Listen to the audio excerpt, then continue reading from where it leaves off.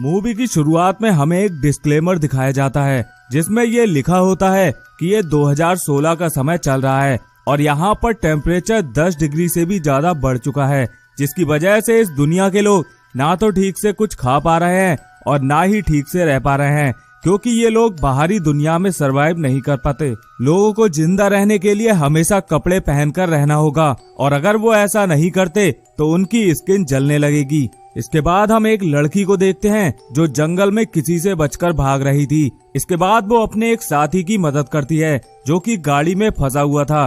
दरअसल यहाँ पर कुछ लोग इन लोगों को पकड़ना चाहते थे और इन्हीं ने जाल बिछाकर इस गाड़ी को भी फंसाया था। इसके बाद वो आदमी उस लड़की से कहता है कि तुम यहाँ से चली जाओ, क्योंकि कुछ लोग इन्हें पकड़ने के लिए आ रहे थे। इसके बाद वो लड़की वहाँ से बचकर भागने लगती है, मगर कुछ अनजान लोग उस लड़की को एक जाल में फंसाकर पकड़ लेते हैं। अब सीन यहीं पर कट होता है और अगले सीन में हम कुछ लोगों को देखते हैं जिनकी कार पूरी तरह से पेपर से ढकी हुई थी ताकि उन लोगों पर सूरज की रोशनी ना पड़ सके। इन लोगों का नाम होता है मैरी, लियोनी और फिलिप्स। बस ड्राइवर की सीट के सामने का हिस्सा ही पेपर से ढका हुआ नहीं था ताकि ये लोग गाड़ी चलाते समय आगे देख सकें। इसके बाद फिलिप्स को आसमान में एक पक्षी दिखाई देता है और वो अपने लोगों से कहता है कि पक्षी दूर से ही पानी को ढूंढ लेते हैं, इसलिए हमें इसके पीछे जाना चाहिए। अब उसी दिशा में आगे बढ़ते हुए इन लोगों को एक गैस स्टेशन दिखाई देता है जिस पर रुककर ये लोग अपनी जरूरत की सामान को ढूंढने लगते हैं।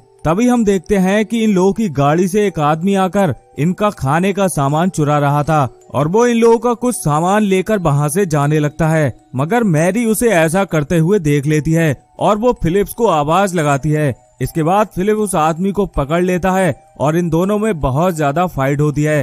अब थोड़ी देर बाद फिलिप्स उस आदमी को मारने ही वाला था, मगर जैसे ही वो उसे मारने को होता है वो आदमी उससे कहता है कि मेरे पास बहुत सारा फ्यूल है और तुम जहाँ जाना चाहते हो मैं तुम्हें वहाँ तक पहुँचा सकता हूँ। ये सुनकर फिलिप्स उस आदमी को नहीं मारता और उसकी जान को बख्श देता है। इस आदमी का नाम टॉम होता है और ये एक मैकेनिक होता है। फिलिप्स उससे कहता है कि अगर तुम्हें खाना पानी चाहिए तो तुम्हें भी हमारी मदद करनी होगी, तुम्हें हमारे लिए फ्यूल लाना होगा और जब भी हमारी गाड़ी खराब होगी तुम्हें उसे बार बार रिपेयर करना होगा। इसके बाद फिलिप्स टॉम को कुछ खाना देता है जिसे खाने के बाद टॉम इनकी गाड़ी को रिपेयर कर देता है। अब वैसे तो इन लोगों को टॉम पर बिल्कुल भी भरोसा नहीं था, मगर फ्यूल के चक्कर में ये लोग उसे अपने साथ रख लेते हैं। अब वहाँ से जाते समय इनका रास्ता ब्लॉक होता है। तभी टॉम के आइडिया से मैरी गाड़ी चलाती है और ये लोग एक रस्सी की मदद से रास्ते में पड़ी उस ग्रिल को हटा देते हैं। इसके बाद इन सभी लोगों को टॉम पर थोड़ा थोड़ा यकीन होने लगता है।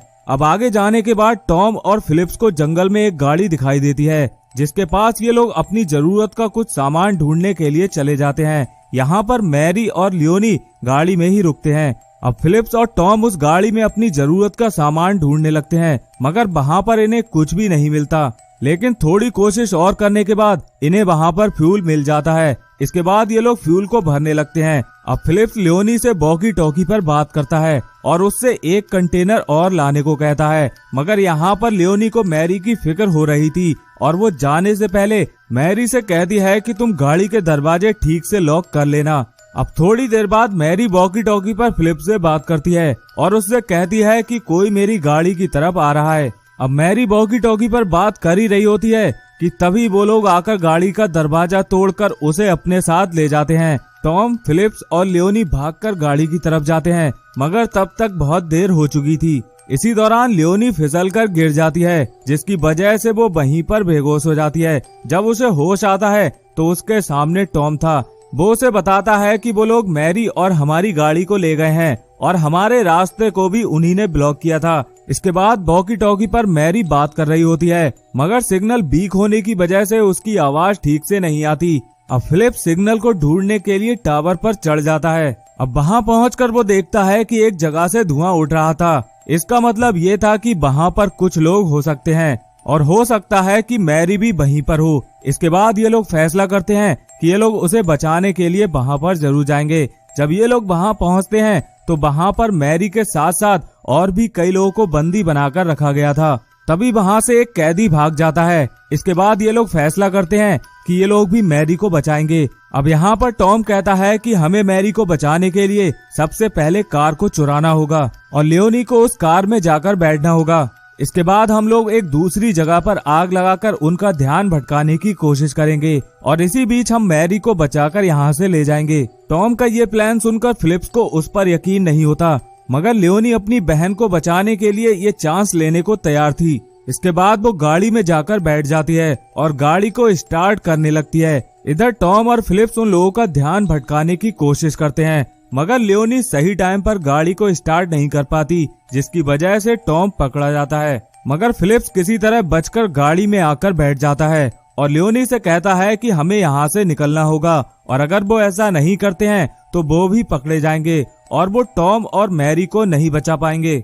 अब वहाँ से जाने के बाद फिलिप्स को काफी गुस्सा आता है, क्योंकि इन लोगों का प्लान पूरी तरह से फेल हो चुका था। यहाँ पर लियोनी अपनी बहन को बचाने के लिए फिलिप्स से हेल्प मांगती है, मगर फिलिप्स काफी गुस्से में था, इसीलिए वो उसे मना कर देता है। इसके बाद लियोनी अपना कुछ सामान लेकर वहाँ से खुद ही चली जाती है और मैरी को बचाने के लिए निकल पड़ती है।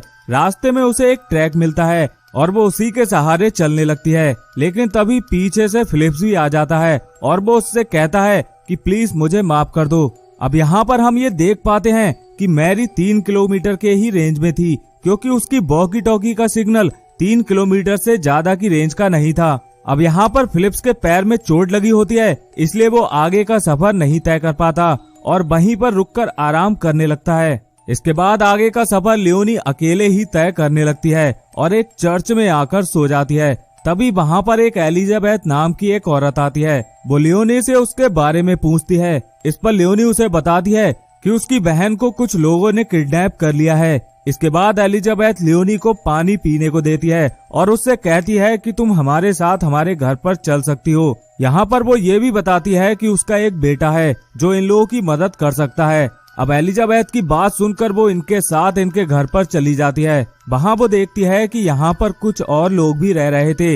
यहाँ पर एलिजाबेथ का बेटा भी था। लियोनी एलिजाबेथ से कहती है कि हमारा एक साथी पीछे रह गया है। इसके बाद एलिजाबेथ उससे कहती है कि तुम फिक्र मत करो, मेरा बेटा जाकर उसे ले आएगा, तुम यहीं पर सो जाओ। अब एलिजाबेथ की बात सुनकर लियोनी वहीं पर सो जाती है।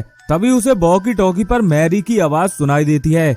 अब मैरी की आवाज सुनकर वो जाग जाती है और खिड़की से बाहर देखती है। तभी हम यहाँ पर देख पाते हैं कि फिलिप्स को कुछ लोग पकड़कर ले जा रहे थे। इससे वो समझ जाती है कि एलिजाबेथ अच्छी औरत नहीं है। अब इसी बीच वहाँ पर एलिजाबेथ भी आ जाती है। लियोनी उससे पूछती है कि मेरी बहन कहाँ पर है और तुम लोग ऐसा क्यों कर रहे हो। इस पर वो बताती है कि मेरे 2 बेटे हैं और मैं चाहती हूँ कि तुम दोनों बहनें उन दोनों से शादी कर लो ताकि हमारी फैमिली आगे बढ़ सके। यहाँ पर लियोनी उससे पूछती है कि तुम लोगों ने टॉम और फिलिप्स के साथ क्या किया।